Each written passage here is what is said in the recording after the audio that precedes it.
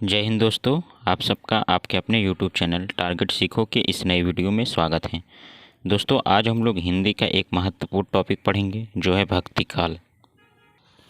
भक्ति काल से जितने भी सवाल आपके UP TGT, PGT, net JRF या फिर DSSB टीजीटी या पीजीटी की तैयारी करने वाले सभी भाई बहन के लिए ये वीडियो बहुत ही ज़्यादा कारगर साबित होने वाली है।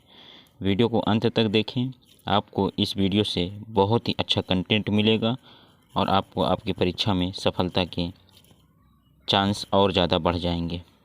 तो सबसे पहले हम लोग देखेंगे आदिकाल की समय सीमा। अगर आपने आदिकाल नहीं देखा है तो पुरानी वीडियो में आदिकाल आपको मिल जाएगा। आज की वीडियो हम लोग पढ़ेंगे भक्ति काल। भक्ति काल की समय सीमा क्या है, तो आचार्य रामचंद्र शुक्ल जी के अनुसार, जो कि सर्वमान्य है, वह है विक्रम संवत 1375 से लेकर 1700 ईस्वी के बीच को भक्ति काल की समय सीमा माना गया है।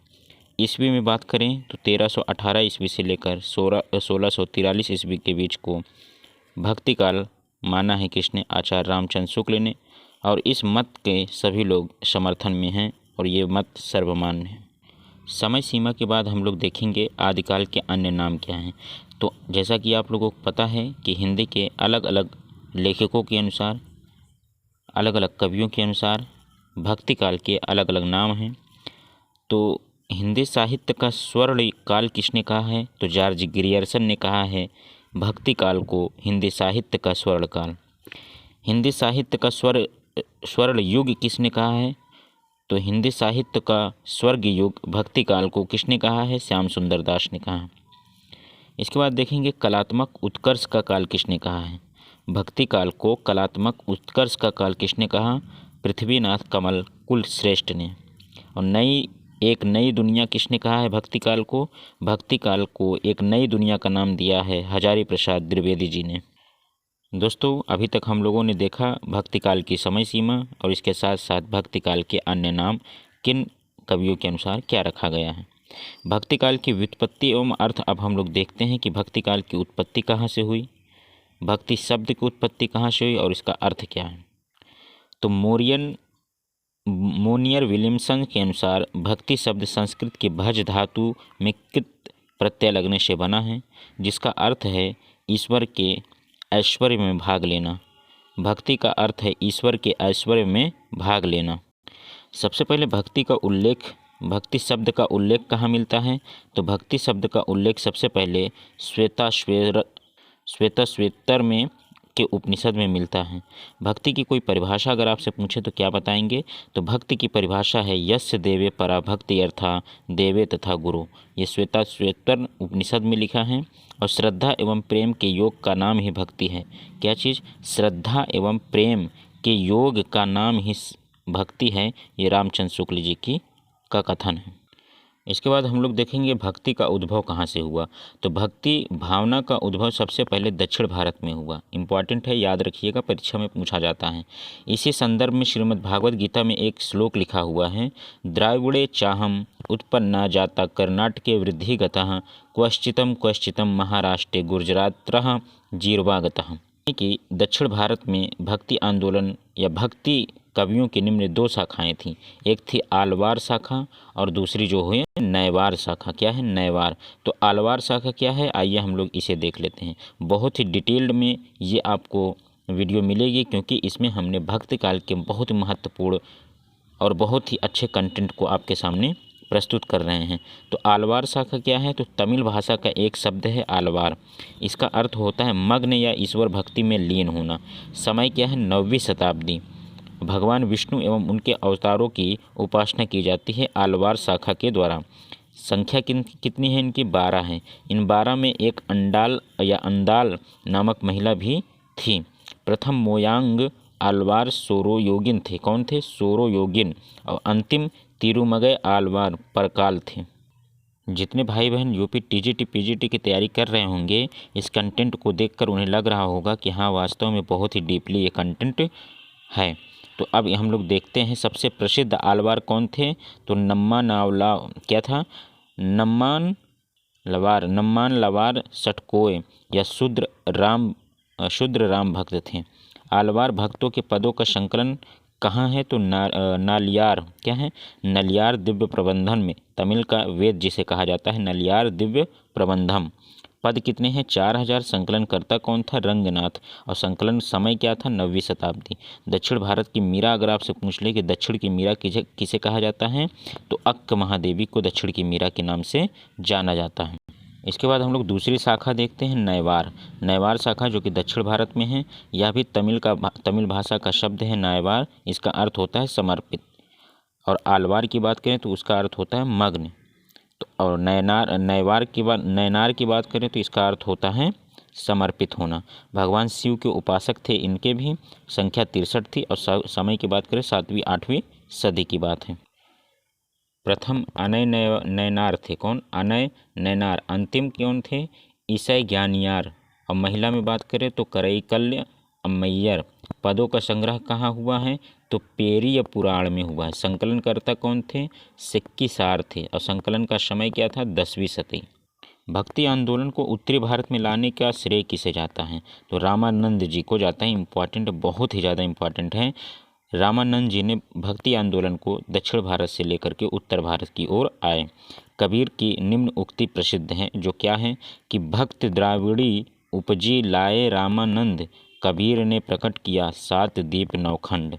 ये एक जो है पंक्ति है, इस पंक्ति से एकदम सिद्ध हो जाता है कि दक्षिण भारत से उत्तर भारत की ओर भक्ति आंदोलन को लाने का श्रेय किसे जाता है, रामानंद जी को जाता है। हम लोग देखते हैं कि भक्ति आंदोलन के उदय के क्या कारण थे, तो मुस्लिम आक्रमणकारियों की देन के कारण। किसने कहा, शुक्ल जी ने कहा कि मुस्लिम आक्रमणकारियों की देन की वजह से भक्ति आंदोलन का क्या हुआ, उदय हुआ है। अरब आक्रमणकारियों की देन की वजह से किसने माना, डॉक्टर ताराचंद महोदय ने माना है। पराजय एवं हताशा का परिणाम किसने माना है, डॉक्टर राम कुमार वर्मा ने माना है। पराजित मनोवृत्ति का परिणाम किसने माना है, गुलाब राय ने माना है। यानी इन लोगों के अनुसार भक्ति आंदोलन का उदय इस कारण से हुआ है। भारत की संस्कृति विकास परंपरा की परिणाम हजारी प्रसाद द्विवेदी।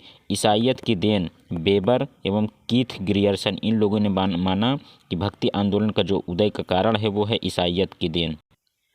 भक्ति आंदोलन के उदय के संदर्भ में आलोचकों के कोई कथन की क्या, तो पहला कथन है, अपने पौरुष से हताश जाति के लिए भगवान की शक्ति और करुणा की ओर ध्यान ले जाने के अतिरिक्त दूसरा मार्ग यही क्या था। आचार्य रामचंद्र शुक्ल ने इस चीज़ के बारे में कहा है, ये जो है आलोचना की है। भक्ति का जो सोता दक्षिण भारत की ओर धीरे धीरे उत्तर भारत की ओर पहले से ही चला आ रहा था, उसे राजनीतिक परिवर्तन के कारण शून्य पड़ते हुए जनता के हृदय क्षेत्र में फैलने के लिए पूरा स्थान मिला। इसे भी किसने कहा, आचार्य रामचंद्र शुक्ल जी ने।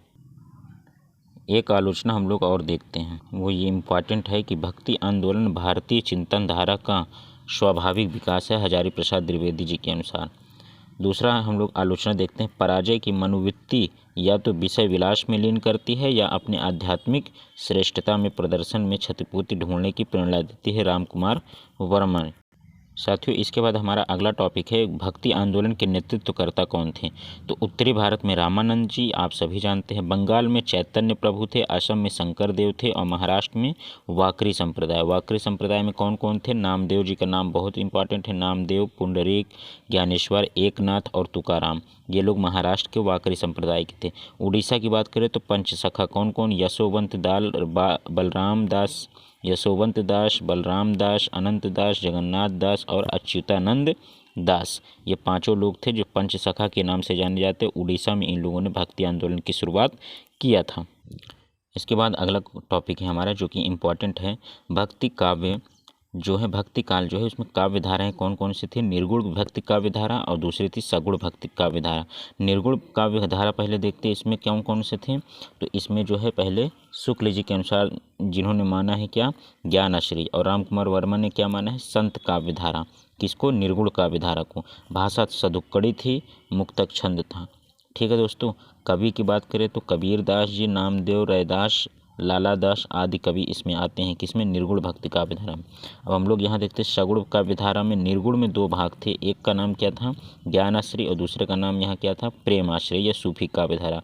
सूफी काव्य धारा या प्रेमाश्रय काव्य धारा में कौन कौन से कवि थे, जायसी, कुतुबन, मंझन, नूर मोहम्मद आदि कवि थे। भाषा कैसी थी इनकी, अवधी और प्रबंध काव्य था।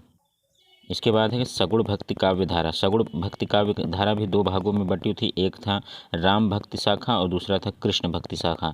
राम भक्ति शाखा में कौन कौन से कवि को पढ़ना पड़ेगा? रामानंद, अग्रदास, ईश्वरदास, तुलसी आदि कवि। और प्रबंध, मुक्तक काव्य और भाषा कौन सी थी? अवधि थी।